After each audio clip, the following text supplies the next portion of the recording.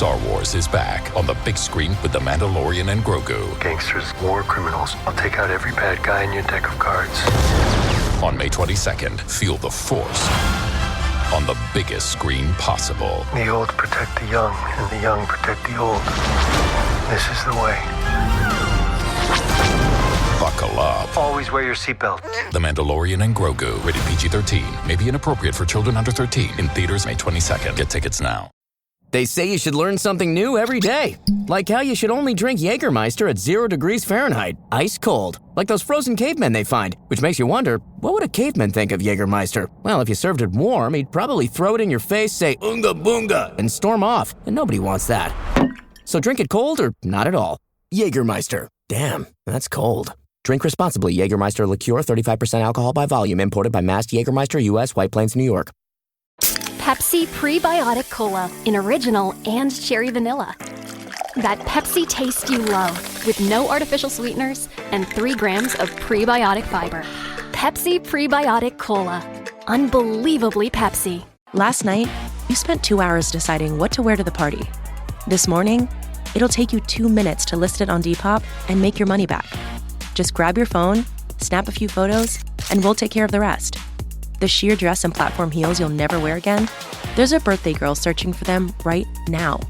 Your one-and-done look is about to pay for your next night out. Or at least the ride home. Your style can make you cash. Start selling on Depop, where taste recognizes taste. Amazon presents Jeff versus Taco Truck Salsa. Whether it's Verde, Roja, or the orange one. For Jeff, trying any salsa is like playing Russian roulette with a flamethrower. Luckily, Jeff saved with Amazon and stocked up on antacids, ginger tea, and milk. Habanero? More like habanero, yes. Save the everyday with Amazon. Hey everybody, Dan here. Please enjoy this sample of our monthly mailbag podcast for April. The full version is 2 hours long, and it's all questions from patrons who have signed up for the Country Club tier. If you like what you hear, please consider signing up for a subscription at patreon.com/islandersanxiety. You can get all of our mailbag episodes, plus all of our other bonus podcasts, written posts, chats with us, and everything else. As always, thanks for listening.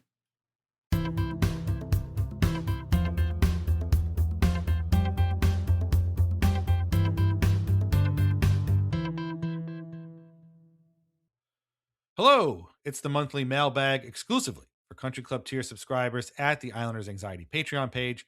Thank you so much for your support and for your dough and for your great questions.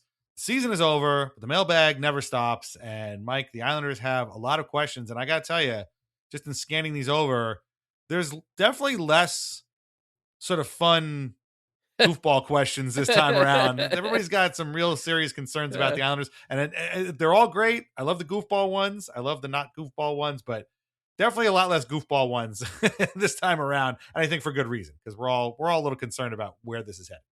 Yeah, I am happy that that's the case because I don't feel like going full goofball here. Right. It's still like I'm still pissed. Yes. I was watching the Senators Hurricanes game last night, and I was like, I don't know why I'm doing this to myself, because I'm devoting my spite energy as best I can to the Hurricanes, and so I went to bed mad, and then I woke up today, and I also watched some of the Penguins Flyers game, and I'm just like, I'm watching these guys, I'm like, boy, the Islanders could be doing the same thing to the Penguins that the Flyers are doing, and would have this Hurricanes team that looks rather human against the Senators, I would say, like not, on deck, and who knows? So maybe I'm just trying to cope or whatever, but I'm getting more mad because I'm seeing like the Canadians and Lightning, and I'm like, there's a lot of the Canadians are skating. Obviously, they took game 1. The Bruins are hanging with the Sabres. The margins are just so thin in all these series, and I'm just getting mad. So I don't blame anybody that they don't want to get too goofy when these are the teams that are ahead of the Islanders and in the playoffs, and one of these 8 teams are gonna be in the Stanley Cup final. And I mean, the right now one who's the two that are closest, or one of the two that are closest, are the Flyers. Like, this is crazy. Yeah, we have a question about that. I feel like they're going to come up again that series, and yeah, I'm with you. I'm watching it, and I'm just mad all over again. Like every time I watch, and now I'm even mad for more other reasons too that we'll get into when we get to that question. But it's tough, and there are people that are like, I'm not even watching these playoffs. How could you even do that? Like it's not easy. It's not easy. I've watched less Western Conference stuff than I thought, because it's been kind of late. But yeah, it's hard, especially the way the Islanders season went down, which we're also going to discuss later on. And so whether you're watching the playoffs or not, chances are the way the Islanders season ended didn't sit well with you, and you are concerned about where this is going in the future. And so we're going to try and sort through these questions as best we can. I truncated a few of them just for time, and we've kind of bundled a few together because they have sort of similar themes. So we're going to try and go through all of these and answer them as best we can. But as Nick Kiprio says, and as we say that he says, we're going to solve nothing. But we're going to try anyway. And Joe is going to kick us off by asking, again, a question that's going to be a recurring theme. I think this may be the first time that I can remember where by the end of the season, I was tired of watching the New York Islanders play hockey. Maybe it's copium, but during those last 4 games or so, there was a part of me that almost didn't want to see them make the playoffs because I was just tired of watching the same game and inept power play on repeat. Maybe that Penguins game broke me. Did either of you feel the same way by the end? I know I did. Did you? I don't even want to watch these guys in the playoffs. Well, I mean, of course I wanted to see them get in, but that Penguins game definitely broke me, and I've kind of, that's a game I said at the time is going to stick with me, and not just the game, but also just the concourse in the middle of the second intermission and all that, and that was to me the point where, like Joe and you, I was just like, what's even the point? There's always a moment in a bad season where you are seriously questioning whether or not this is worth it. And the answer is no, but does that mean that you should continue or not?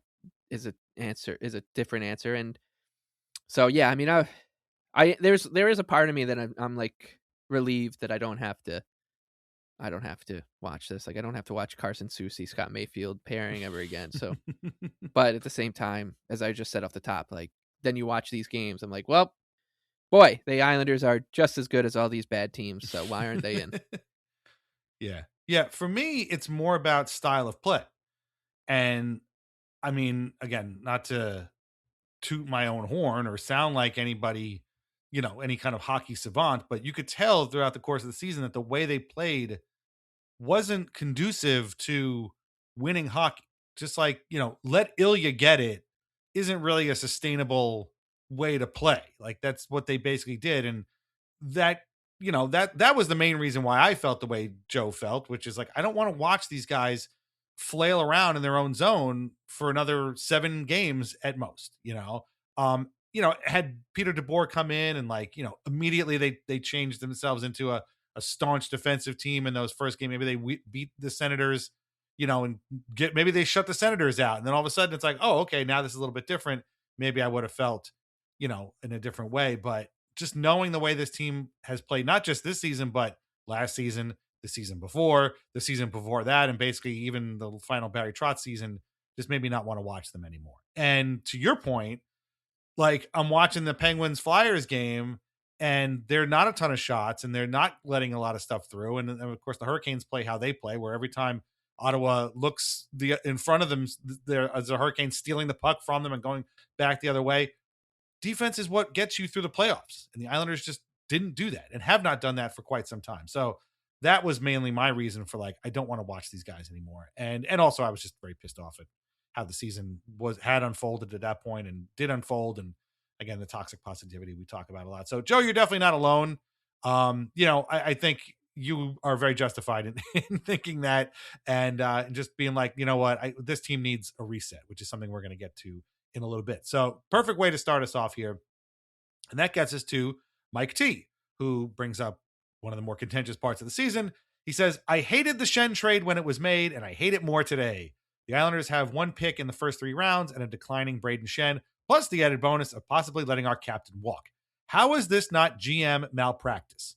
In fairness, Kopakabanov says he likes the Schenn trade, ended up being pretty good because Richie was at 16 points and going through a super bad stretch before they got him, and then he had 14 points to end the season once he started playing with Shen. Actually, Cal Ritchie was one of their leading scorers towards the end of the season playing with Braden Shen. But, I feel like this Shen trade is going to get debated over and over and over again until he's gone.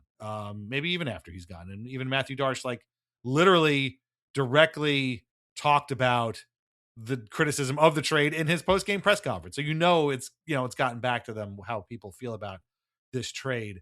I'll just get to Mike's question to you. Is this GM malpractice? Is this, I don't know. I'm not sure how we actually, define that, but like, was this the fireable offense that we hear about a lot? No, just, I think it's probably a little bit harsh. What I'll say is this, like, when you have this much of a fan base, one is kind of connected to the team as the Islanders are, up in arms about a trade like that, in the middle of a playoff push too, right? Like, they were adding to the roster. Right. It kind of it basically tells you, the Islanders were full of focus groups this season. Well, here's a free one for you. Right. They didn't really like the Shen trade, and I do think that the reason most people are upset about it isn't about his, which Copacabana points out, like, his production was fine, and his like on ice results were fine, but the real problem here is what it compounded, the problems that it compounded, which, as Mike noted, like, kind of diminishes the chances of Anders Lee returning on a team friendly deal. It also adds to the heap of kind of dross on the salary cap, right? We've talked about it, and not to say Shen is dross, like, he could be a useful player, but when you have Braden Shen, Andre Palat, Anthony Duclair, Pierre Engvall, we can now loop, I guess, Scott Mayfield in there a little bit. Like, this, when you put all those guys together, they're, we're talking like $24 million of the cap, right? And that means that if you're not only in cap, but guys that are like over 30, right? Not fast. The whole yes, thing. exactly. Yeah, exactly. Right. It's like, it's a problem, and I think that if that's really the biggest issue with this trade more than anything, is that it really just added to the heap of problems rather than solved anything. And yes, you can like buy out Andre Palat, and you could buy out, maybe you could find someone to take Anthony Duclair if you throw him a second round pick or whatever, but who knows? But you wouldn't have to do those things or make a really tricky decision with Lee, or perhaps trading somebody like Matt Barzal, because you're like, well, now our cap is getting tied up, even though the cap's rising, because we have $12.5 million tied to Shen and Palat, and another 12.5 tied to those other three players. So that's my issue more than anything, is that it was bad, like, I don't know, bad planning ahead. And had he not made the Palat trade, I don't think it would have been that big of an issue, but he already did that. Like, so that's where my concern about this trade goes more than anything. Yeah, I mean, I think that's those things make a lot of sense. Again, we talked on our, I think, the last episode, right, about the redundancy of Shen and how they have a lot of Shens in a way, I mean, and then they re-signed JG Pajot, who is kind of a version of Braden Shen, right? I mean, they're not exactly the same, but they're pretty close, to the point where, do we need them both? I don't know about that. We don't generally, and Mike, this is a great question, and obviously, again, the Shen trade is going to get debated a lot.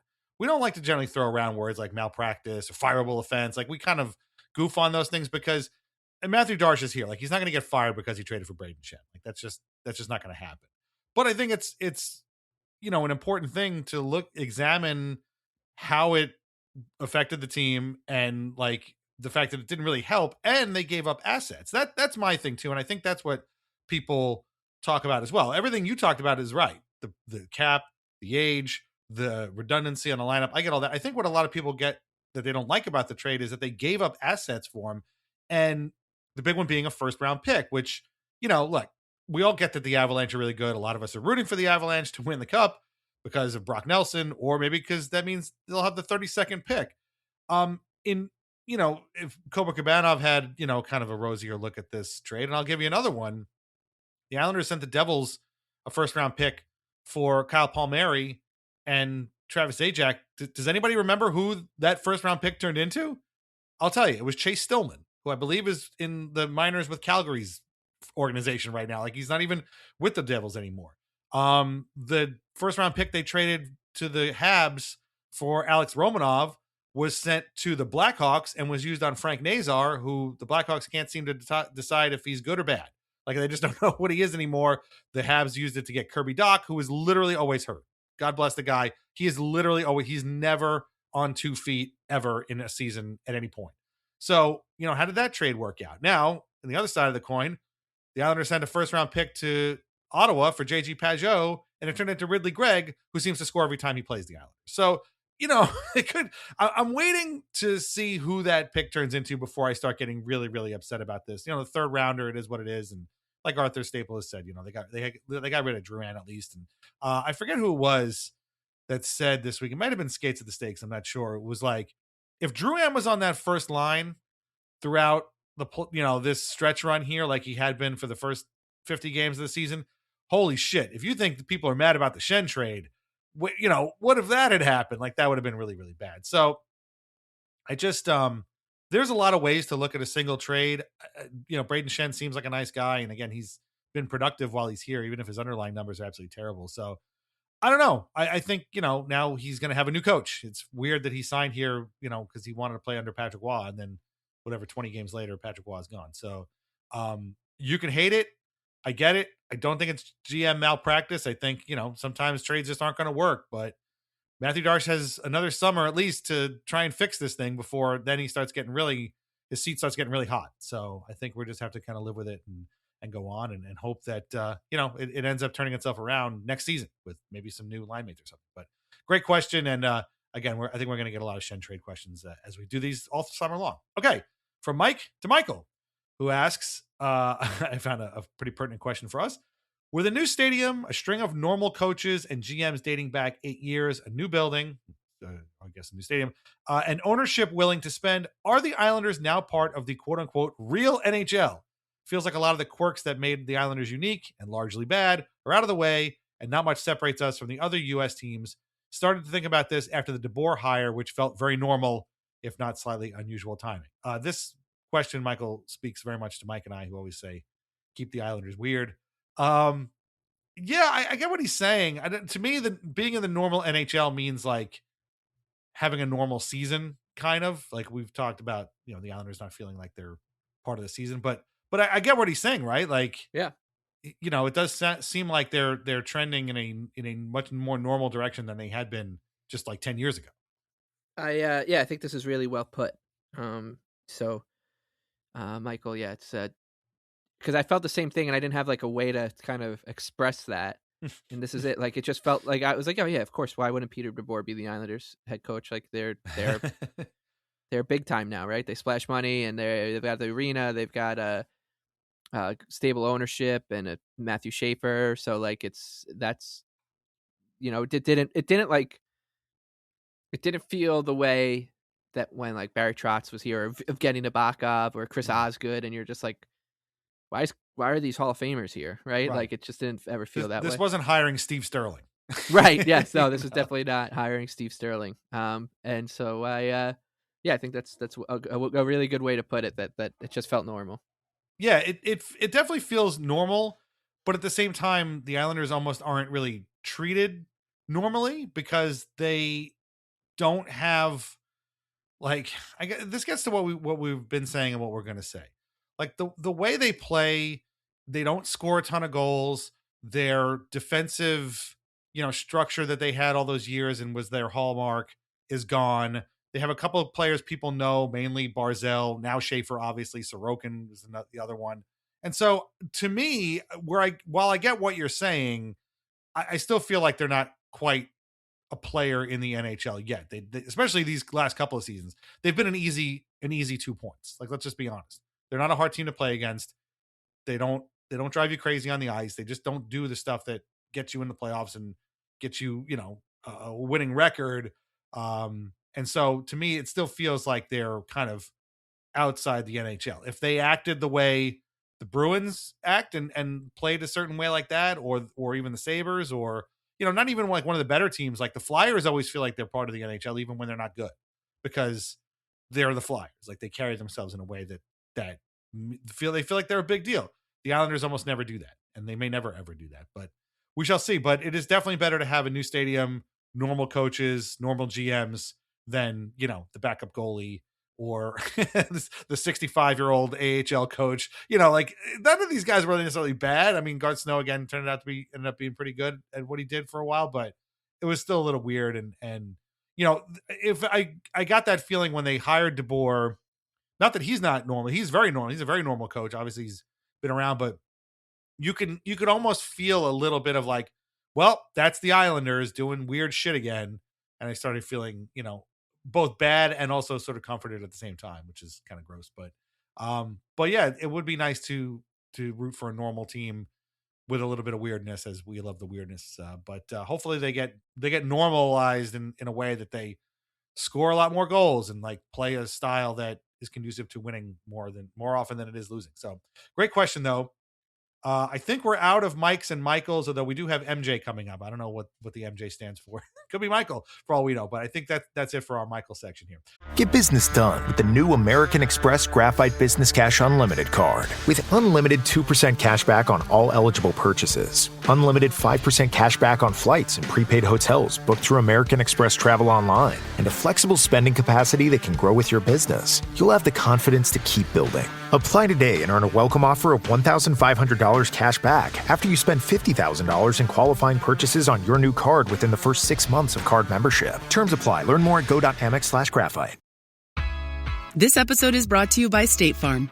You know those friends who support your preference for podcasts over music on road trips? That's the energy State Farm brings to insurance. With over 19,000 local agents, they help you find the coverage that fits your needs, so you can spend less time worrying about insurance and more time enjoying the ride. Download the State Farm app or go online at statefarm.com. Like a good neighbor, State Farm is there. Kraft Mac and Cheese is better than 90s hip-hop. We'll remind you of your childhood without making you feel incredibly old. Kraft Mac and Cheese. Best thing ever. AI is moving fast across the enterprise. But without visibility, it's just chaos. Different tools, different models, different teams using AI in completely different ways. ServiceNow turns that chaos into control. With the AI Control Tower, you see all your AI across the business in one place. What it's doing, what it's done, and what it's about to do. So you stay in control. To put AI to work for people, visit servicenow.com. Now at McDonald's, a McDouble is $2.50, so you can get your gym gains on, or just get lunch for only $2.50. Get more value on the under $3 menu. Limited time only. Prices and participation may vary. Prices may be higher for delivery. Okay, Noah asks another good question. How do you think having Kyle Palmieri and Alex Romanov on the roster for this whole season would have changed how things went with Kyle's possibly 25 goals and Romanov's consistent defense? Well, we'll get to the first part in a minute, but Romanov was not playing well in the season. So I do wonder about that, but I mean, obviously an extra 25 goals from Kyle Palmieri would have been pretty helpful. But it wasn't there, but I mean, how do you think, would they have made the playoffs? I mean, are they a definitive playoff team with those two guys on the roster? I would say, yeah.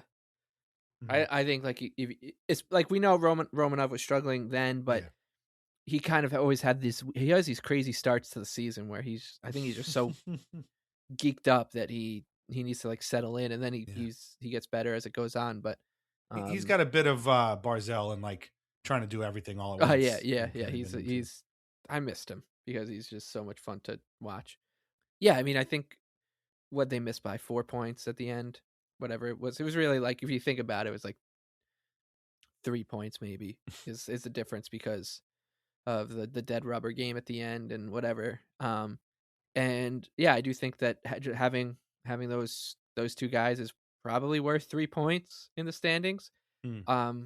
Because not to beat a dead horse, but you have Romanov, you're not trading for Carson Soucy, and you got Palmieri. I don't think you're trading for Andre Palat. Like, and I just think that true. Your your team's in a much different spot, and yeah, I mean we've talked a lot about how and especially me, like how this season the Islanders got more good bounces than bad, but it is worth remembering that they lost these two guys for the entire season within like 2 weeks of each other. So, and they're both very important players to the Islanders. So there was some poor luck there, and yeah, it sucks. I think someone like Palmieri to me is someone who really is a problem solver because he scores a goal every once in a while, and the Islanders could use players like that. So yeah. Try not to think about these kind of things because it just makes you upset. Yeah. But I think they get in, and they're at least like 2 wins better. So yeah, you said they wouldn't trade for Palat, which is 100% true. They definitely don't trade for Braden Shen, right? If Kyle Palmieri is healthy and on the roster, for sure.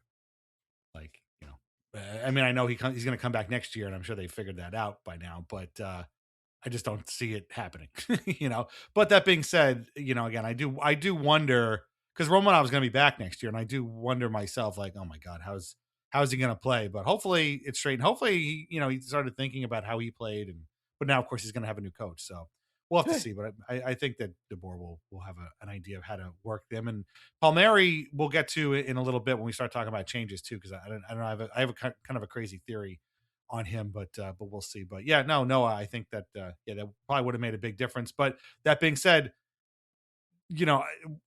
one of them would have to have tried to prevent goals being scored, and Romanov obviously does that generally, and Palmieri's okay at it.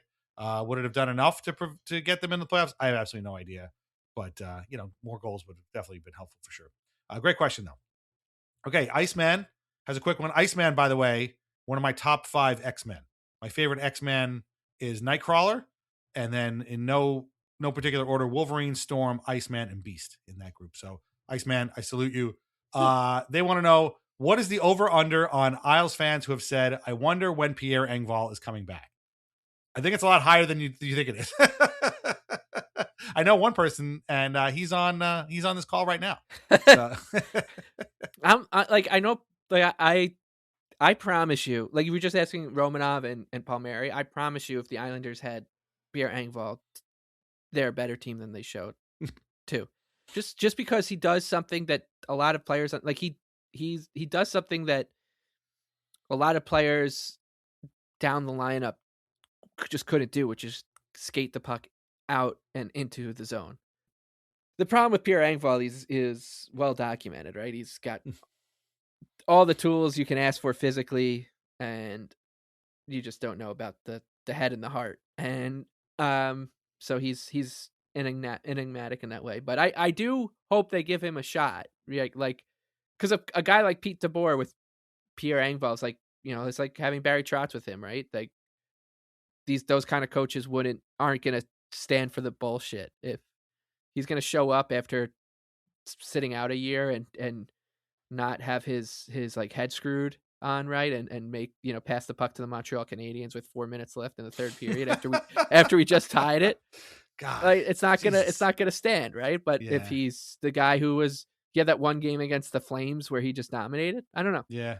So here's the thing: the contract isn't tradable. I don't really understand how a buyout would work with him. I haven't put it in because God forbid.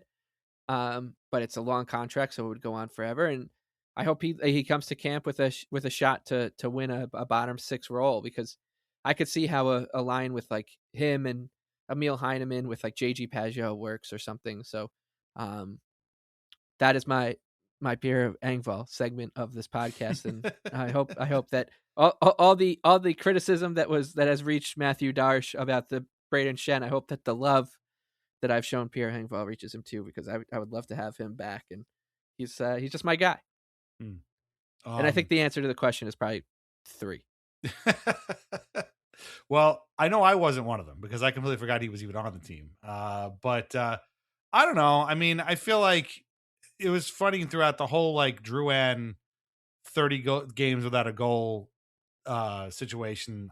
I was like, yeah, this could have been Pierre Engvall. Like, I just don't, going all those games without a goal. So I don't, my patience for Pierre ran out a while back, but if he's here because he still has whatever it is, 4 years left on his contract, I think they're going to have to make it work, or he's going to have to go down to the minors. I just don't think he's going to, like you said, he's not going to have a lot of runway left, but they could buy him out. And I know that, I think it's like 8, obviously it would be 8 more years because it's twice the length of the contract, but it would just be $1 million a year. And he's making, his contract is $3 million. So there would be a $2 million savings, for the Islanders at that point. So it almost makes me like kind of assume that they would buy him out, but I don't know. We'll see what happens. But I don't remember how he got hurt. He was just never here. Like, it was just kind of weird that he was never there, and they just replaced him with another guy who went 30 games without a goal. So I don't know. That right, contract, well, that's the thing, right? It's competition. Like, if Pierre Engvall is gunning for a roster spot next year, his competition is Max Shabanov, Anthony Duclair, Kyle McLean, Mark Gatcombe. Right. Let's assume everyone who's on a contract honors that contract, right? Andre Palat, and then the young guys like Eklund and I don't think Yzerman's coming, but like the Bridgeport folk. If you can't beat those guys out, Pierre, like that's and so we'll see. But fresh slate, so I'm calling him. We'll fast forward. If Pierre Engvall is here for training camp, I think one of my super specific predictions will be that Pierre Engvall outscores Braden Shen in the season or something. Wow, that's a bold take. But like you said, he can't be discounted totally because he is one of the few guys on this roster with like literal actual speed. It's the only thing he's got, but he's got it. So maybe they could find a useful spot for him. But Iceman, I hope that satisfies your Pierre Engvall questions. Probably more than we expected. We probably went longer on this than you expected us to. But like I said, right off the bat, there are definitely more people out there who are like, when is Pierre Engvall coming back? He could be helpful too, because he has his fans. But great question. And, say hello to everybody back at the X-Men Mansion for me. Okay. Anne asks another pertinent question about how things could have been different. How different do you think this season would have been if it wasn't an Olympic year? It would have been a hell of a lot different for Bo Horvat. I'll tell you that right now. I'll tell you that for free. In Bo's own words. But, he was hurt. He went to the Olympics. He was hurt. He came back. He got hurt again. He came back. He went to the Olympics. He came back, and like everybody else, just, ran out of gas with like 10 or 12 games to go. So I think it would have been huge. It didn't seem to really hurt Palat all that much, but he played a lot for Canada and they went pretty far. So, even if he hadn't played, he could have used that time to rest. Right. And I think it would have been a lot different, but I'm not a huge fan of the pros going to the Olympics anyway, but this year in particular, at least he came back, unlike the last Islander that we sent to the Olympics. Right. But what do you think? Yeah. I think so. I think that Bo Horvat, a fully rested Bo Horvat after a break is, well, I guess you got to think, right? There wouldn't be a long break, but there would still be like the All-Star break, and he probably wouldn't like rush his injuries back to like show that he can play. And he was really good for the Canadians in the Olympics. Yeah. And, too. So like, did he just kind of empty the tank there? Can't blame him. Like, it means a lot to these guys. So I do think it doesn't. What's crazy too is, there was all that talk about Schaefer going to the Olympics, and I think to myself, boy, like, watching Bo Horvat be just like a B- C+ version of himself after the Olympics, I think had Schaefer gone, he just wouldn't have changed a lick. He just would have been the same guy, because I just don't. He just didn't. There was no like. He was so goddamn consistent all season. Yeah. No matter what, like remember when he was like sick and he's like, yeah, I wasn't feeling well, but I scored twice anyway. It's like he just is the same guy. So, but yeah, I do. I shudder to think about this stuff, as I said, but I do think this was the second Olympic year in a row where the Islanders got bit, and this time it happened even though they only sent one guy. Right. So, yikes. And that's the other thing too, like another break that the Islanders squandered, right? They were one of 2 teams to send one player to the Olympics. Yeah. Everyone else was sending more, and they couldn't Well, and what I mean, I guess they sent Palat too, but like one, it was one until they got Palat, and it's not like he was important. So yikes. Yeah. It's actually funny that I think about it. I feel like I might be misremembering, but didn't Palat have like a great first game or two? Yeah, for he the scored. Czechs? He scored it. He might have scored in against Canada in the quarterfinals. I think, right. Something He like tied that. the game Yeah, or something, yeah. and then that was it. He was Yeah. never heard from again, much Yeah. like it happened with the Yeah, Islanders. he scored as many go. Right. He scored as many goals for the Czechs as he did for us. Great work, Andre. But yeah, no, it definitely would have been different. But yeah, there would have been an all-star break, but I'll tell you right now too, like the games would have been spread out a lot more. Would have been a much different schedule, not nearly as condensed. There probably would have been as many back to back. So, and it would have made a big difference, honestly. Enough again, assuming everything was the same and the roster was the same and they made the same moves and stuff. Would it have been enough to get them in the playoffs? Probably not. But it definitely would have affected at least a couple of the guys. That's for sure. But great question. Okay, MJ, who again, maybe Michael, maybe not, says this was an old team that ran out of gas in an 82-game season. They will likely be an old team next year. How worried should we be that this will be an old team? And how worried should we be about how this old team can handle an 84-game season, which is where they're going next year? Yeah, I'm worried about that. I don't understand why that's even going to. I've been saying for 25 years they need to go down to 76 games. Now we're going in the wrong direction. So, yeah, I don't know. I'm worried about this. Yep, I think it's a great point. It's it's also a very simple way to look at it, right? We've been trying to figure out why this team choked, spit the bit, and they just ran out of gas. Is a simple way to put it. Sorokin certainly did, and he ran out of gas because the guys in front of him ran out of gas, and the guys in front of him are old. And we can talk about this more as a theme because I do want to bring it back up on our flagship show. But the whole spinning of this new era on Long Island, I'm like, it's an old team still. I get that there is a new era coming, but they're mostly not here. Like some of them are playing for Barrie in the OHL, and some of them are playing for Bridgeport, soon to be Hamilton. Some of them are playing for Boston University or Notre Dame. Right now, this is the same era. It's just it's the older era. They're just all a little bit older, and it's hard to. If every summer we always hear with the Islanders, we want to get younger, we want to get faster, and it just never happens because it's really hard for this team to get younger and faster with all the contracts on the books. But I'd be really surprised if this team is like drastically younger and more dynamic for game one, right? It's probably going to be this group, and they just need to most of this group, I should say, and they're going to need to figure out how to make it work. And that's the funny thing about trading Matt Barzal with a team that is lacking like dynamic players. I know we'll talk about his stretch run and his detractors, but then you subtract a player like that, you're like, well, we just got less dynamic and fast. So yeah. Right. Yeah. We're going to get to all that in literally the next question. But as far as the 84-game season goes, you got to figure they're going to, have some extra players, maybe bring some more guys up from the AHL or something. So I don't know. I don't like it. I don't like the idea of an 84-game season. I don't like the idea of the Islanders playing in an 84-game season with the age of their roster, but they're going to have to figure it all out. And, I don't want to hear any complaints from these guys because this is what their union fought for. So it is what it is. But MJ, great question. And you're 100% spot on. Old team that ran out of gas. Can't get many more concise explanations of how the season went than that.